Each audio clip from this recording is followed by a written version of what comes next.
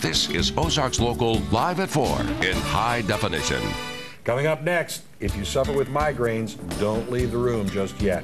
One of the leading researchers is here in our studios to show you the latest information on how to treat those debilitating headaches. It's next on Ozarks Local Live at 4.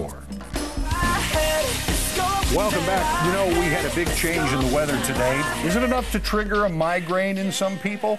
Dr. Roger Cady is with us. He's the founder of the Headache Care Center here in Springfield. And Dr. Cady, you have new research on how to treat migraines, of course. And some of the statistics are, I don't know if alarming is the right word, but we're talking, what, 50 million people suffer from these? Yeah, actually, Tom, 50 million Americans do have migraine. And it is, without a doubt, the most common neurologic disease that exists worldwide. And you know, contrary to maybe what some people think, the preponderance of sufferers are women.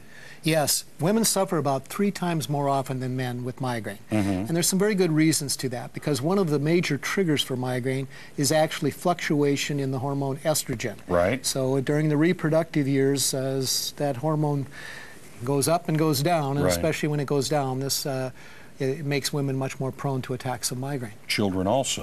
Absolutely. Migraine is actually a genetic disorder, so people are born with a nervous system capable of generating these attacks. And so you start to see manifestations of that very early in life. Often young children are afflicted with things like car sickness or bouts of abdominal pain. And then as they get a little older, you start to see the headache proneness develop. And as they mature, and especially for women, again, about that age when you start having your menstrual cycles, you start to see migraine becoming a fairly significant problem. So you said genetic. In other words, your parents have it. Good chance you're going to have the problem as well. Absolutely. People with migraine are born with a nervous system that is more easily activated and actually retains this activation through a lifetime. It holds on to information differently, and then when they're put in an environment that affects their genetic makeup, and there's a migraine trigger. So there's many things that can cause or trigger migraine. Now, you brought a graphic for us to see, as a matter of fact. Shows a migraine in the brain there. You know, aside from weather, which, you know, I kind of alluded to, what are some of the other triggers that cause a migraine? Well, the 3 big ones are actually weather, stress, and that can come in the form of lots of different things. And then probably in the United States, red wine. That's one of the major triggers.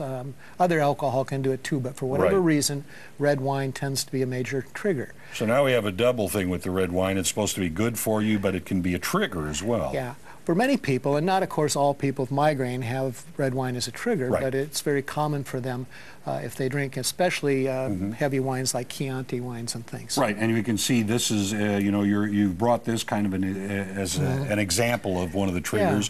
What are some of the other triggers you said? So the red wine, stress, weather change, dehydration, which is important in the summer. If you don't keep your fluids up, you know, you're more prone to migraine. Certain foods, like things with nitrates, MSG, those are very common triggers as well. You also brought some things that can help alleviate. There's not really a cure, though, is there? No. This is something people manage, and they will do that through a lifetime. But part of the reason that I'm here today is we did some recent research, part of a 3-center study, a group of physicians in San Francisco, another group in San Antonio, and here in Springfield, studied a natural product which is a combination of feverfew, which is a plant product, and ginger. And this is put underneath the tongue. It absorbs very rapidly. And in this study, we found that within 2 hours, twice as many people who used this versus a placebo were pain-free. And in that same 2-hour period, 64% of them had only a mild or no headache versus 39% for the placebo group. That's a pretty big number, really, when you look at it overall. Yeah. Does it work for everybody, though? No, it does not. There is nothing that works for everyone. Okay. And one of the advantages that we talked about in the article that we published on this was the idea of having a toolbox, that this product probably works very, very early in migraine. But if it doesn't, and you need to go to, say, a prescription medicine or another medication, there's no penalty to pay for that.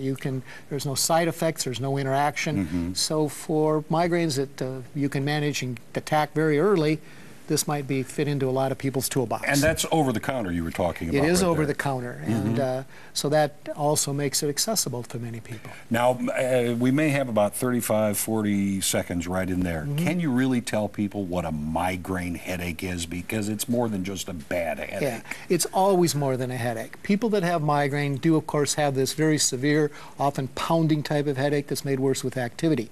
But part of the disability of migraine is that people often have severe nausea, they can be vomiting, they're sensitive to light, sound, touch, odor, and basically the message from the nervous system is you've got to go retreat in a dark, quiet room and just shut down and hopefully sleep if you don't have medication.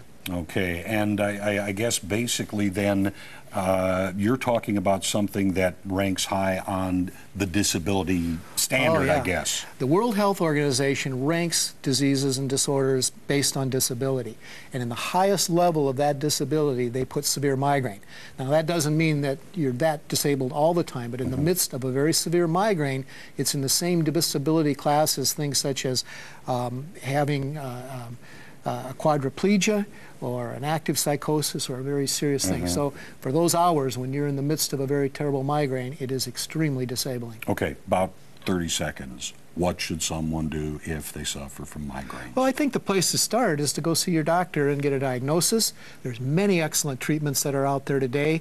You kind of create this toolbox. You learn about the things that trigger your own migraine, what makes you susceptible, and then you learn how to manage this nervous system, sometimes with medicines to prevent, sometimes with medicines to treat. All right, Dr. Katie, thank you so much for being here. Thank you very much. Appreciate it. That helps clear up a lot of things about migraine, some misconceptions, and ways you can help yourself, or as he said, check it through with a doctor.